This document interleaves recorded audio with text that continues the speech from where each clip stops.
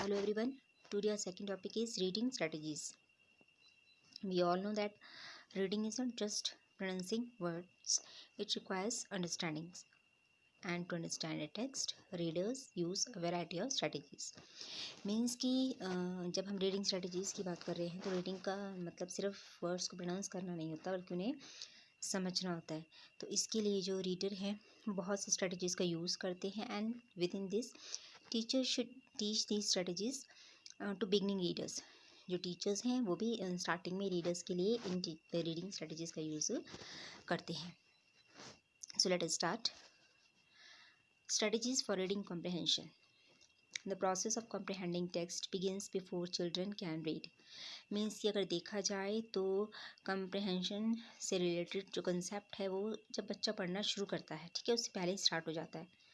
When someone reads a picture book to them, अगर कोई बच्चे के सामने पिक्चर बुक दिखाए, they listen to the words, वो उन वर्ड्स को सुनते हैं, पिक्चर्स देखते हैं और उन वर्ड्स को एसोसिएट करना शुरू कर देते हैं, ठीक है, पिक्चर्स को वर्ड्स के साथ एसोसिएट करना शुरू कर देते हैं।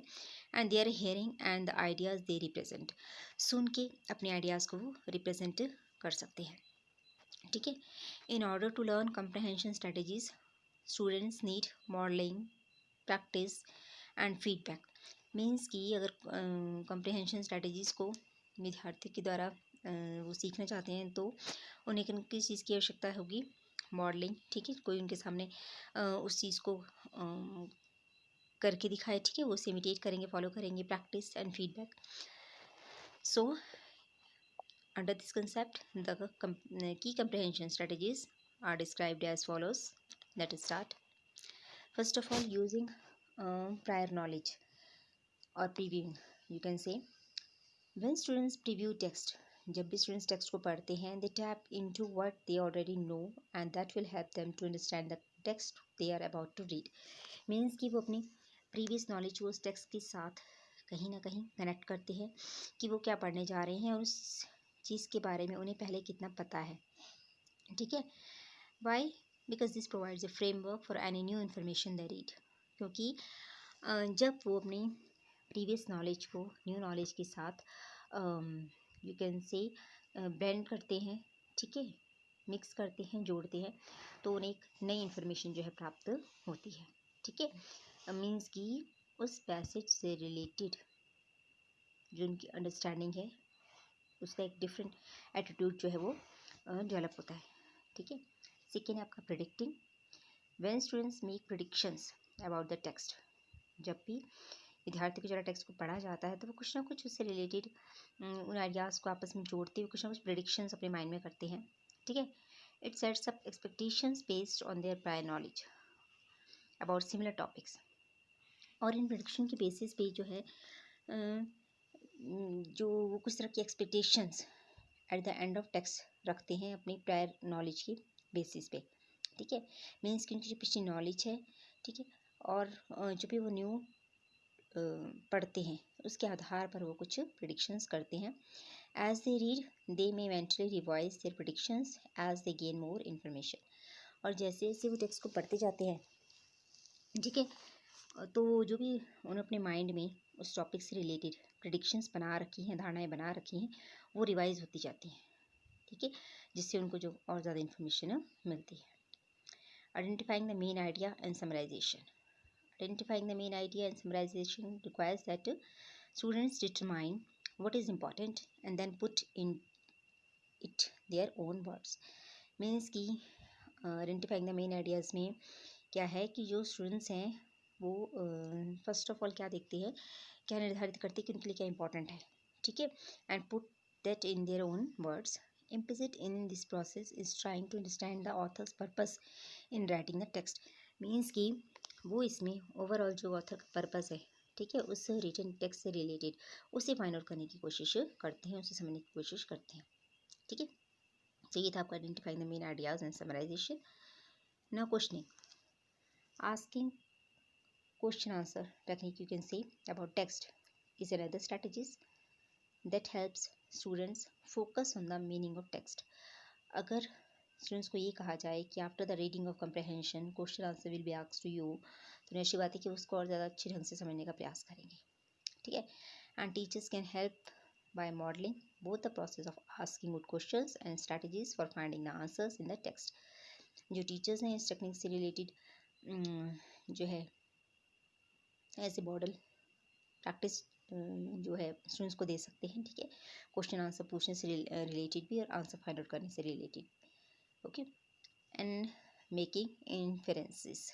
In order to make inferences about something that is not explicitly stated in the text, students must learn to draw on prior knowledge and recognize clues in the text itself. Making inferences मतलब कि एक तरह का अनुमान लगाना, निष्कर्ष निकालना, ठीक है, जो डायरेक्टली प्रत्यक्ष रूप से जो टेक्स्ट रीड किया जा रहा है उसमें प्रेजेंट नहीं होता है. स्टूडेंट्स अपने प्रायर नॉलेज के बेसिस पे, अपनी प्रेजेंट रीडिंग के बेसिस पे, ठीक है, या फिर जो टेक्स्ट में क्लूज होते हैं उन्हें पहचान कर एक तरह का इन्फ्रेंस निष्कर्ष तैयार करते हैं, ठीक है. And next is visualising. Visualising है आपका studies have shown that students who visualise while reading have better recall. Means को जो विजुअलाइज करते हैं कि पढ़ते पढ़ते उसे अपने माइंड में एक सेट बना लेना, ठीक है, दृश्य से रिलेटेड, ठीक है, अपने माइंड में इस तरह का सेट कर लेना. Have better recall than those who do not. Means कि और जो ये जिनमें विजुअलाइजेशन नहीं होती at the time of reading, उनकी अंडरस्टैंडिंग इतनी अच्छी नहीं होती है. Readers can take advantage of illustrations that are embedded in the text और create their own mental images. जो रीडर्स हैं वो जो भी इलस्ट्रेट, जो भी एक्सप्लेन किया गया है टेक्स्ट बुक्स में, पिक्चर्स हैं, कोई पैराग्राफ्स है, कोई अदर एक्सप्लेनेशन है, उससे अपने माइंड में सेट कर सकते हैं, ठीक है, और एक अपनी तरह की क्रिएट अपनी मेंटल इमेज बना सकते हैं.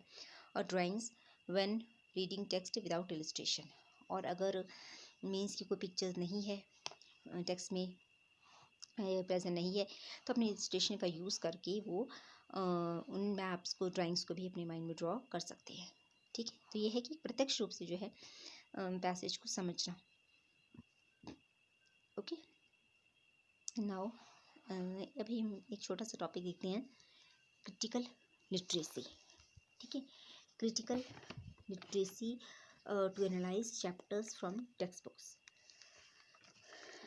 In short, critical literacy helps us to read texts in deeper, more meaningful ways by encouraging readers of all ages to become more actively engaged. Means की क्रिटिकल लिटरेसी का अभिप्राय क्या है? Text को read करना, ठीक है, डीपर, बहुत ज़्यादा गहन रूप से, मोर मीनिंगफुल वेज, अर्थपूर्ण ढंग से, by encouraging readers to all ages to become more actively engage. और क्रिटिकल लिटरेसी के थ्रू जो रीडर होता है वो ज़्यादा एक्टिव होता है, ठीक है, and use their power to construct understanding, not be use by the text to fulfil the intentions of author.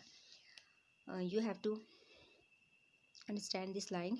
Means use their power, अपने वो पावर का यूज़ किससे करते हैं? टू कंस्ट्रक्ट अंडरस्टैंडिंग, एक अंडरस्टैंडिंग को कंस्ट्रक्ट करने के लिए, not be use by the text to fulfil the intentions of author, ठीक है, कि वो अपने समझ के लिए जो है अपनी पावर का यूज़ करते हैं, ठीक है, उस कंसेप्ट को समझने के लिए, बट जो ऑथर की इंटेंशंस हैं, ठीक है, सिर्फ उसे ही फुलफिल करना जो है रीडर का मोटिव नहीं होता है, ठीक है. या तो दूसरे शब्दों में हम ऐसा भी कह सकते हैं कि critical literacy is the ability to read text actively in a manner. Means कि किसी भी टेक्स्ट को एक्टिवली पढ़ना, ठीक है, that promotes a deeper understanding of concepts. जिसके थ्रू, यही अभी हमने बात यहाँ की थी कि जिसकी जो द्वारा है जो भी टेक्स्ट रीड किया जा रहा है उसकी जो स्टूडेंट्स हैं उनको डीप अंडरस्टैंडिंग हो जाए, ठीक है. Means encourages the students to understand and questions the attitudes, values and believes of written text. उनके क्या है उसके बारे में वो क्वेश्चंस पुट अप कर सके, ठीक है. एंड इट बिकम्स ये कुछ ऐसी क्वालिटीज़ हैं जो आफ्टर क्रिटिकल लिटरेसी या फिर ड्यूरिंग क्रिटिकल लिटरेसी स्टूडेंट्स में डेवलप होती हैं. They become thoughtful, active readers, ठीक है. एंड यू कैन से in this situation students can be known as critically literate.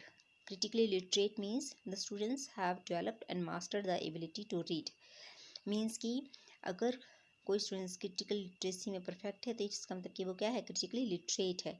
Means कि उसकी जो एबिलिटी है रीडिंग की, ठीक है, उसमें वो मास्टर है, पूरी तरह से डेवलप्ड है, ठीक है।